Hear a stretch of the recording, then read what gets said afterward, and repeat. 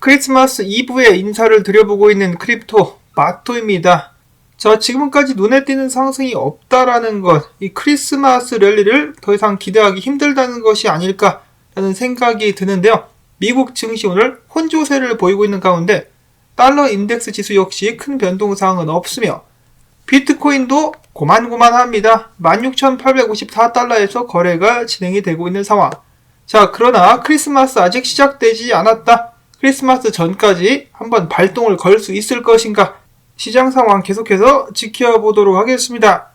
자, 그래도 좋은 소식 나왔죠. 좋은 소식. 한숨 돌린 금투세 암호화폐 과세. 이 금투세 유예가 통과가 됐습니다.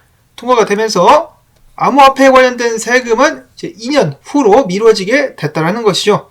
아, 이거 정말 당연하게 됐었어야 될 것인데 이렇게까지 애를 먹였다니. 그래도 일단 확실히 미뤄져서 다행입니다.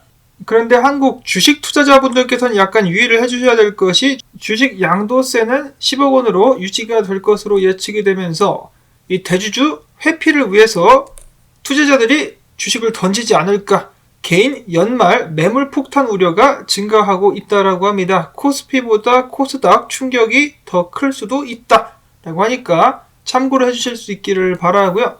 자, 그 다음에 권도영 씨, 세르비아에서 현금 찾기 시작했다라고 합니다. 꽁쳐놓은 비트코인 2억 6천만 원어치를 팔아 제껴가지고 달러를 지갑에 챙겨 넣었다라고 합니다. 그가 도피 중에 비트코인을 달러 등 현금으로 바꾼 정황을 포착한 것은 이번이 처음이라고 하는데요.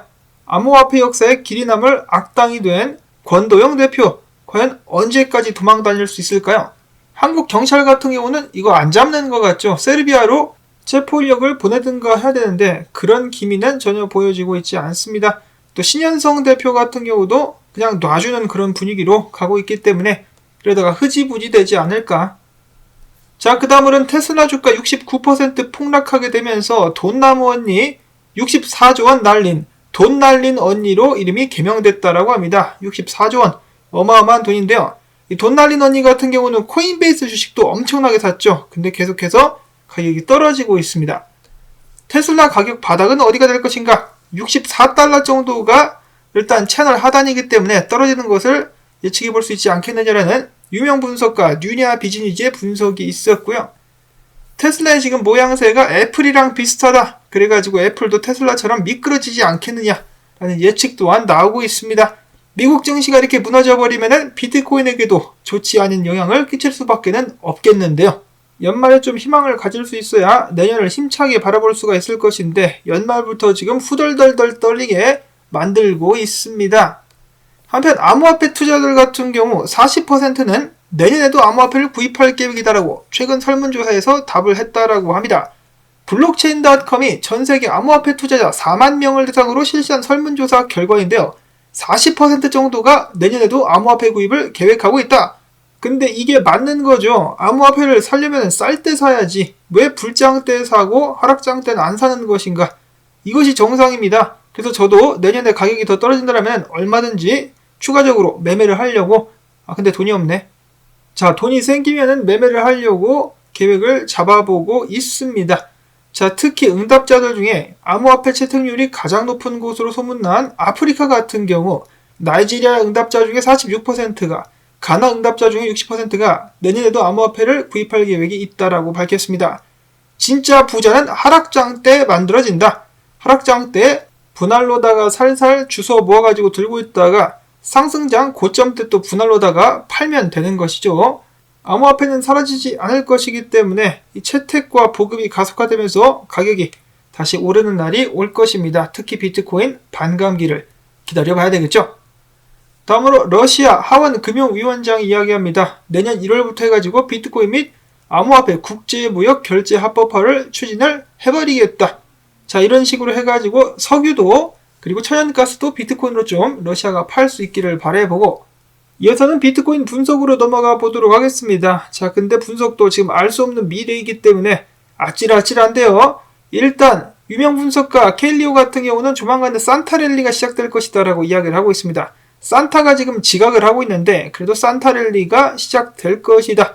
지금 현재 가장 인상적인 지표는 비트코인 해시율이다. 비트코인이 2만 달러 미만에서 한 달 넘게 거래됐음에도 불구하고 채굴자 항복은 나타나지 않았다. 자, 근데 지금 해시레이트가 높다라고는 하지만은 채굴 업체 중에 파산 나는 곳도 많고 지금 가동을 중단하는 채굴장들도 늘어나고 있으며 여러 지역에서 신규 채굴업체에 전력을 제공하지 않겠다라고 이야기를 하고 있기 때문에 채굴자들 항복은 나오고 있는 것이 아닌가라고 저는 생각을 해보고 있습니다. 그리고 채굴자들 역시 비트코인 지금 겁나게 팔아대고 있죠. 그래서 굉장히 힘든 상황이다. 자, 그럼에도 불구하고 케일리오 분석가 이야기하기를 비트코인이 17,500달러까지 상승 후 지지를 받을 경우 18,500달러까지 추가 상승이 가능하다라고 하면서 해당 차트 분석을 공유를 했습니다. 이런 식으로다가 프랙탈을 따라가지고 어여쁘게 올라갈 것이다. 18,800달러까지 비트코인 한번 가보자. 그러나 힘 빠진 비트코인 아직까지는 산타랠리를 보여줄 기미가 보여지고 있지는 않습니다. 지루한 횡보를 거듭하고 있는데요. 그럼에도 불구하고 떨어지지는 않고 있죠. 살짝 아래로 눌렀다가 올라와가지고 지지 확인 테스트 후에 잘 버티고 있기 때문에 한번 상승 쏴주지 않겠느냐. 17,500달러까지 달려줄 수 있을 것이다 라는 희망적인 분석도 나오고 있습니다. 자, 크리스마스 전까지 펌핑 한번 줄 것인가? 크립토라디라는 분석가 같은 경우는 이런 식으로 보고 있었습니다. 올라가긴 올라가는데 쉽게 올려줄 수는 없지. 베베 꼬아가지고 한 번 더 떨군 다음에 올릴 수 있을 것이다. 자, 단기적으로는 이렇게 아직까지 상승을 바라보는 분석가들이 있는데요. 중장기적으로는 여전히 하락을 보는 관점이 우세하다라고 합니다. 자, 비트코인 이런 식으로다가 13,900달러에서 11,400달러까지 떨어질 수 있다라고 이야기를 하고 있습니다. 뉴냐 비즈니스 분석가 같은 경우는 이렇게 이야기를 하고 있는데요. 자, 지금 봐봐라. 12,000달러대까지 지지 구간이 없어. 그래서 떨어지면은 12,000달러까지 떨어질 것이고 하락 패턴 중에 하나인 베어 플래그의 기술적인 하락 예측가 역시 12,000달러 근방까지 다다라가고 있어. 자, 그리고 역사적으로 봤을 때도 이런 식으로다가 83% 정도 하락한 후에 하락장 바닥이 찍혔기 때문에 여러가지 상황으로 봤을 때 내가 봤을 때는 12,000달러 구간까지 떨어질 것 같다라고 이야기를 했습니다. 자, 내년에 과연 비트코인 12,000달러까지 결국 떨어져 버리고 말 것인가? 경기 하락이 가시화되면서 더욱더 고통받고 있는 자산시장. 비트코인이 이렇게 맥없이 하락만 하게 될 것인가?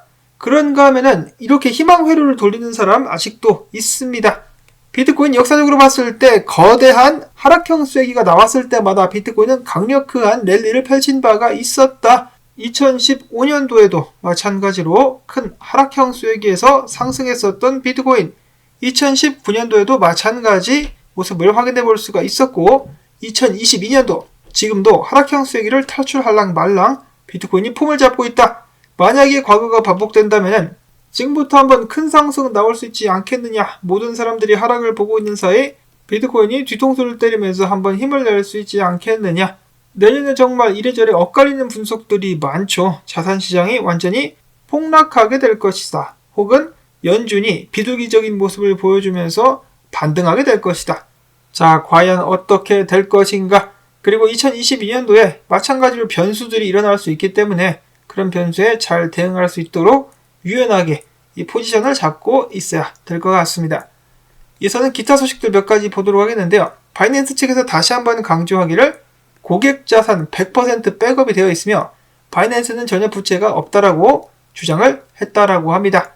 바이낸스 퍼드는 과연 언제쯤 잠잠해질 수 있을 것인가?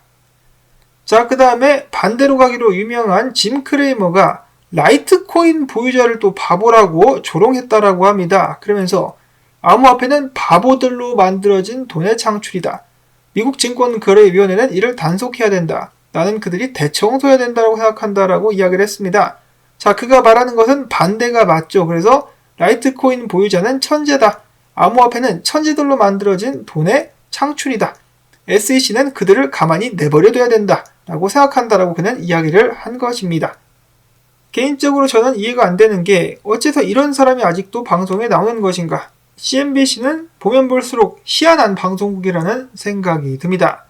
오늘 마지막 소식은 안랩의 경고입니다. 내년에 암호화폐 지갑을 노리는 더욱더 많은 해킹들이 기승을 부리게 될 것이다 라고 그들은 예측하고 있었는데요.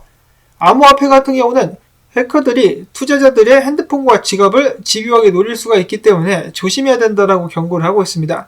특히나 해커들이 사용자들의 핸드폰을 집요하게 노리고 있기 때문에 핸드폰의 중요한 정보들을 메모하거나 보관해서는 안 된다라고 이야기를 하고 있는 것이죠. 특히나 이번에 해커들 같은 경우는 사용자들의 개인 지갑 또한 노릴 수가 있기 때문에 암호화폐 거래를 하는 핸드폰 같은 경우는 절대로 민감한 정보를 함께 저장해 두면 안 되겠습니다. 컴퓨터도 마찬가지죠. 암호화폐를 거래하거나 보관하는 핸드폰이나 컴퓨터는 따로 한 대씩 마련해가지고 안전하게 관리를 하는 것이 어떤가 라는 말씀을 드려보면서 오늘 영상 여기서 마무리를 짓도록 하겠습니다.